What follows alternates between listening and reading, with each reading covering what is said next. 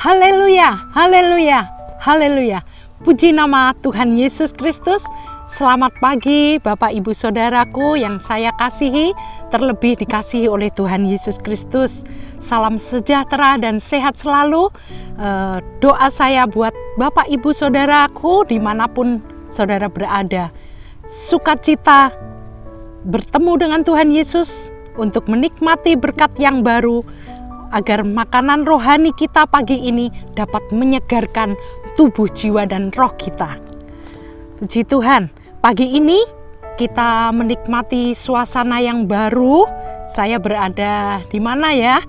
Tentu kita tahu kita ada di daerah ladang persawahan. Puji nama Tuhan Yesus. Mari pagi ini kita semua mau sama-sama belajar dari teladan seorang petani, yaitu bersabar dan bertekun. Puji nama Tuhan. Pagi ini sebelumnya kita akan baca di dalam Yakobus 5 ayat yang ke-7 sampai dengan yang ke-11. Karena itu saudara-saudara, bersabarlah kepada kedatangan Tuhan. Sesungguhnya petani menantikan hasil yang berharga dari tanahnya, dan ia sabar sampai telah turun musim gugur dan hujan musim semi. Kamu juga harus bersabar dan harus meneguhkan hatimu, karena kedatangan Tuhan sudah dekat. Saudara-saudara, janganlah kamu bersungut-sungut dan saling mempersalahkan, supaya kamu jangan dihukum. Sesungguhnya hakim telah berdiri di ambang pintu.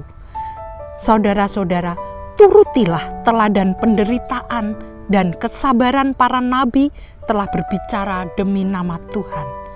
Sesungguhnya kami menyebut mereka berbahagia, yaitu mereka yang telah bertekun. Kamu telah mendengar tentang ketekunan Ayub, dan kamu telah tahu apa yang pada akhirnya disediakan Tuhan baginya, karena Tuhan Maha Penyayang dan penuh belas kasihan. Puji nama Tuhan Yesus, amin. Di dalam Yakobus 5 ayat yang ke-7b, di sini dikatakan bahwa karena itu saudara-saudara, bersabarlah. Saat ini realita kehidupan yang sedang kita hadapi masuk di dalam masa-masa yang sulit. Banyak persoalan, banyak penderitaan, kesusahan, sakit, penyakit, sehingga membuat banyak orang, bahkan termasuk anak-anak Tuhan Yesus pun mudah mengeluh, bahkan bersungut-sungut, menyalahkan Tuhan Yesus, lalu putus asa dan kecewa. Bahkan ada yang tidak kuat lagi menahan, menghadapi segala problema di dalam kehidupan kita yang menindih kehidupan setiap manusia. Kalau kita lihat, baru-baru ini saya mendapat kiriman berita lewat WhatsApp ya, WA ya.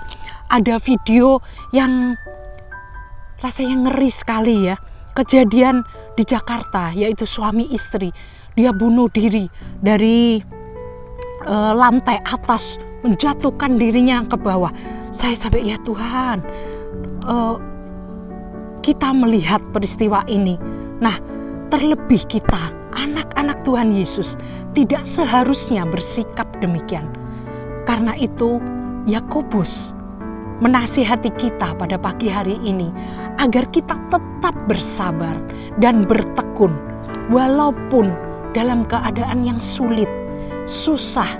Saat ini kita menderita di dalam COVID-19 ini, membuat kita sebagai manusia banyak kekacauan. Kita perhatikan di dalam firman Tuhan, di dalam surat Yakobus pada pagi hari ini, kita diajarkan untuk apa? Bersabar. Di mana disampaikan kata bersabar, disampaikan di dalam suratan Yakobus di sini sebanyak 4 kali, dan kata bertekun ditulis sebanyak 2 kali. Hal ini menunjukkan bahwa bersabar dan bertekun adalah dua karakter penting yang harus ada di dalam setiap kehidupan orang percaya kepada Tuhan Yesus Kristus. Mengapa sih Tuhan Yesus memberi satu teladan dari kehidupan dari seorang petani? Kita tahu bahwa petani selalu sabar menantikan hasil panennya, di mana proses di dalam menanam ya seorang petani itu tidak mudah. Dia dari hari ke sehari dia selalu tekun merawat, mengolah tanahnya, mengairi sawahnya dengan air yang cukup, tentu juga menaburi dengan benih yang terbaik. Kalau pengalaman banyak banyak petani yang belanja ke toko saya, yaitu memilih benih, minta yang terbaik, yang kualitasnya terbaik dan kuantitasnya pun juga yang terbaik.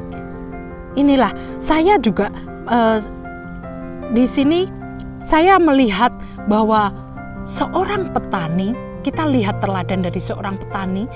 Dia meskipun panas, dari terik, ada hujan badai, tidak menjadi penghalang buat petani. Karena seorang petani menyadari bahwa kehidupan daripada seorang petani itu bergantung kepada hasil panennya. Dalam suratan Yakobus juga memberitahu kepada kita bahwa petani akan menghadapi dua macam hujan. Di dalam Yakobus pasal 5 tadi ayat yang ke-7b, yaitu yang pertama hujan musim gugur dan yang kedua hujan musim semi. Sekarang apa sih hujan musim gugur?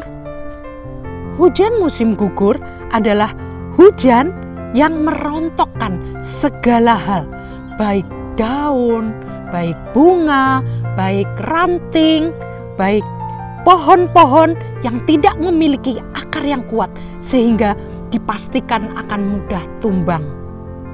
Jelas ini bukan satu pemandangan yang menarik dan menyegarkan karena pohon-pohon tampak gundul dan tanaman-tanaman ini tidak akan kelihatan buahnya.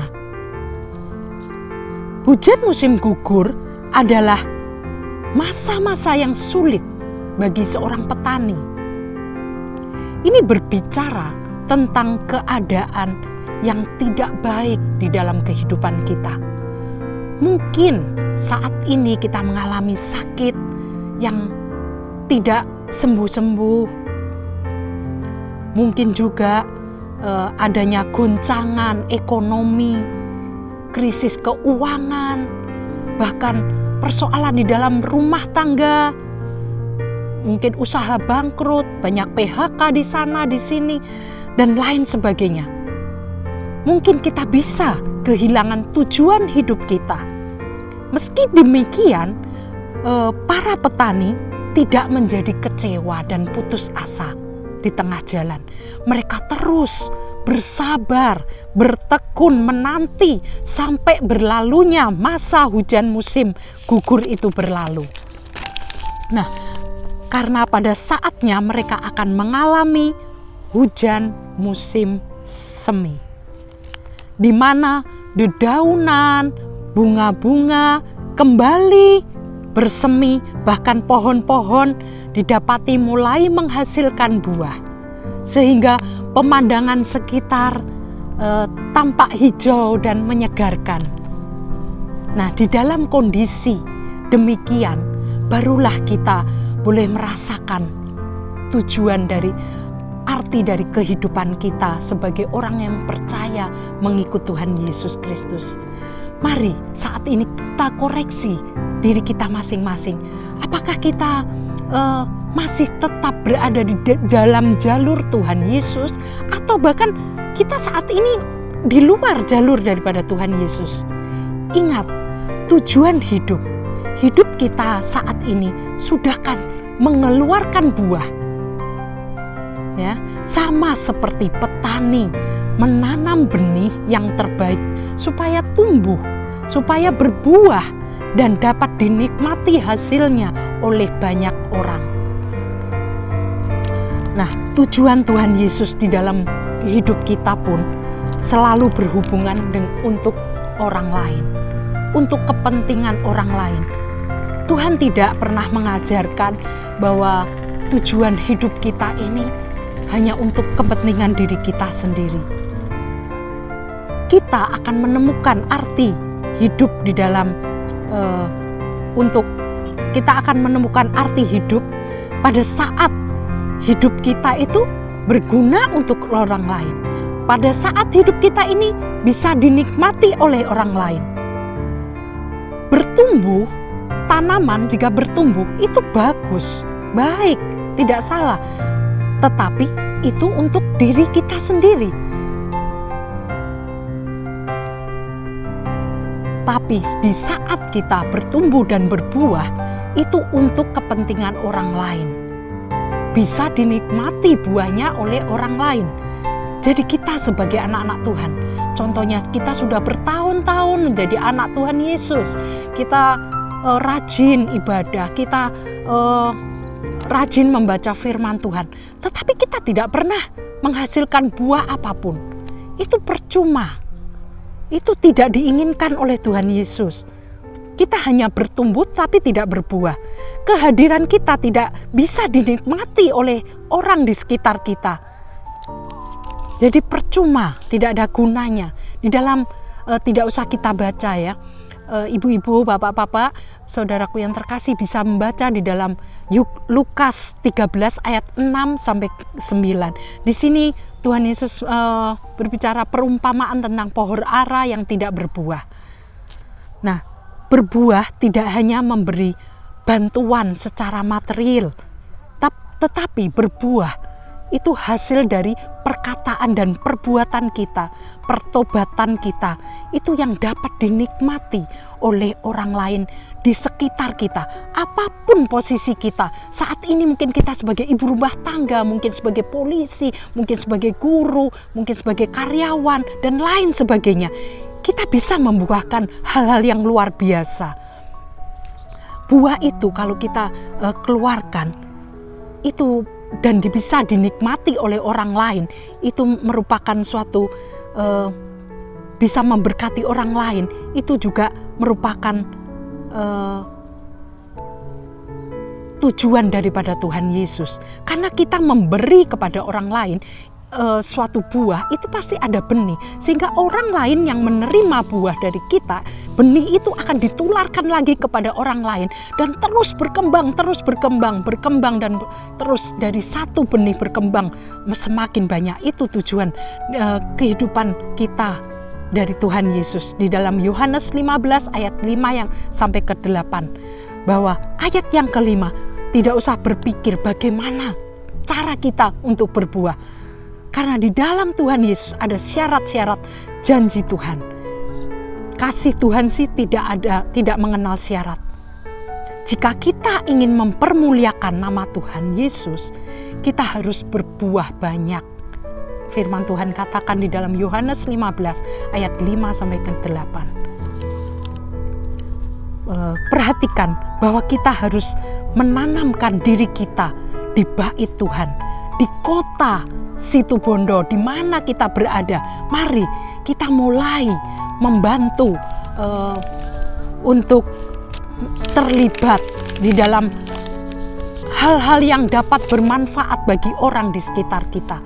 Apapun posisi kita, itu tentunya dengan kekuatan Roh Kudus dan firman Tuhan yang selalu menjadi makanan buat kita. Mari kita lihat di dalam Lukas 6 ayat yang ke-43 sampai 46, tetapi akan saya bacakan yang ayat 45 saja ya. Orang yang baik mengeluarkan barang yang baik dari perbendaharaannya hatinya yang baik. Dan orang yang jahat mengeluarkan barang yang jahat dari perbendaharaannya yang jahat, karena yang diucapkan mulutnya meluap dari hatinya. Amin. Kita anak-anak terang sudah seharusnya mengeluarkan hal-hal kebaikan dan keadilan dan kebenaran di dalam Efesus 5 ayat yang ke-8 dan 9. Inilah masa pengharapan karena masa panen akan segera tiba. Milikilah mental seorang petani yang selalu sabar dan bertekun menantikan panen tiba.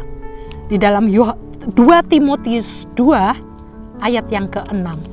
Seorang petani yang bekerja keras haruslah yang pertama menikmati hasil usahanya. Puji nama Tuhan Yesus. Tuhan Yesus memberkati. Biarlah Roh Kudus yang akan memberikan pengertian-pengertian yang lebih dalam lagi kepada setiap kita untuk kita boleh berbuah, memiliki arti kehidupan. Puji nama Tuhan Yesus. Selamat beraktivitas. Tuhan Yesus memberkati.